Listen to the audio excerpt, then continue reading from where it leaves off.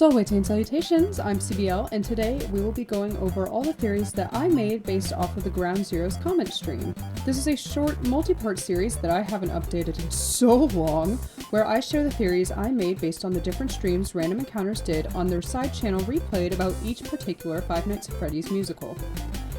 As a note, please keep in mind that these theories are really old at this point, and this video, as well as all future theory videos, are mostly for documentation purposes, despite any outdated details. I will add the clips from the stream that are relevant to each theory after presenting them. 1. The hopeful beginnings. Everyone seems to have a hopeful start at Freddy Fazbear's, excluding Elizabeth as she's got the job because her brother died so she could investigate it.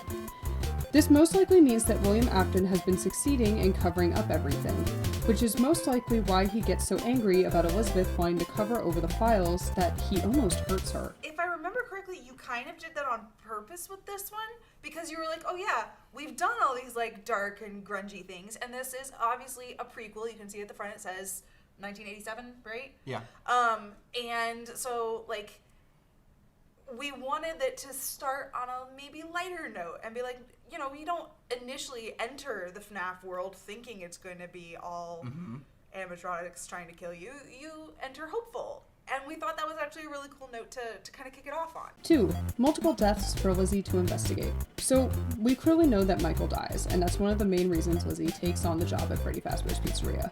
Yet, AJ said there might be a few other deaths that caught her attention. Michael's death could have pushed her over the edge in wanting to investigate them, but if there's some relation between her and another victim, I do wonder if she has any more friends and family that fell victim to the pizzeria. After all, we have yet to see her father, considering William is her uncle. We never actually see them, actually. I can't remember if they're dead or not. Mystery parents! Anyway. Plays into Web of Lies, being like, well, Elizabeth is his sister. That's how she gets involved into it. Yeah, so. yeah, and she's only there prowling around because she wants to know why he died here. And honestly, there's some other killings that maybe have her interest as well. So all the suspicion that is building into bigger events, and now there's a glitch trap running around. And to say nothing about things like the spring trap and phone guy and purple guy trying to get more hours and stuff, like all those things can all be like spiderwebbed back to this one spot. So that's why it's called Ground Zero. 3. Glitch trap in Ground Zero. If Michael never brought in Trash in the Gang, then who did? Considering Trash in the Gang have an interesting yet loyal bond with Glitch Trap, I'd say that he was the one who brought them in so they could have their revenge on Michael. Just a smart little theory. Just a short little detail. CG5 didn't recruit him. He saw him in the trash and then threw him back in the trash. Yeah, so. How did he get in the office? What's he doing in there? He wasn't there before. Yeah, maybe our clues are too vague this time, but there was a lot of confusion about that. Just for the record, yeah, he was never recruited. He was not invited inside. And yet somebody dies and Pan stands just chilling in the corner. And he's alive. You could argue he is in Ground Zero. We just never see him. He's on those computers. That's a good point. That's a good point. I assume Elizabeth is at. Like, I don't think Web of Lies takes place that much long after Ground Zero. It says a year has passed. Was it? Yeah. Oh, you're right. Okay, you're right. Yeah. That said, we don't. Yeah, a year is enough time. Somebody could have installed him on the computer too. I guess we're gonna have to leave that question hanging, whether or not he was or was not. 4. Danger factor. Glitch Trap is more dangerous than William Afton, which most likely means that the virus has more control than he does.